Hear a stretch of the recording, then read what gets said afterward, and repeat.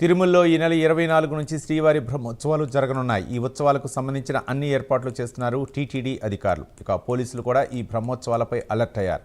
భద్రతా ఏర్పాట్లపై పోలీసులతో ఎస్పీ హర్షవర్ధన్ రాజు సమీక్షా సమావేశం నిర్వహించారు. తిరుమల అంతటా డ్రోన్ కెమెరాలతో నిఘా సిద్ధం చేయాలని సిబ్బందికి సూచించారు. ఇంటిగ్రేటెడ్ చెక్ పోస్టులను ఏర్పాటు చేసి భక్తులకు సమస్యలు రాకుండా చర్యలు చేపట్టాలని ఎస్పీ సూచించారు.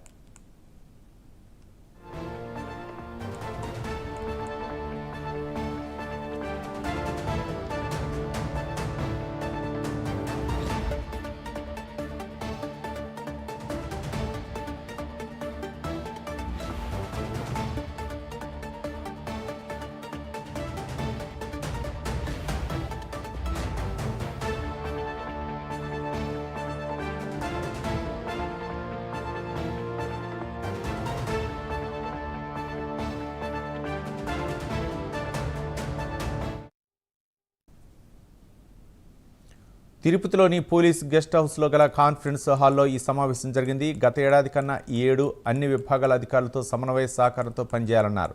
భక్తులకు మెరుగైన సేవలు అందించాలని తెలిపారు. ఏదైనా సమస్య తలెత్తితే అధికారులు అందరూ సమన్వయంతో కలిసి నిర్ణయం తీసుకుంటే ఎలాంటి సమస్యకైనా పరిష్కారం దొరుకుతుందని చెప్పారు. తిరుమల అంతటా పూర్తిగా బందోబస్తు నిర్వహించాలని సూచించారు.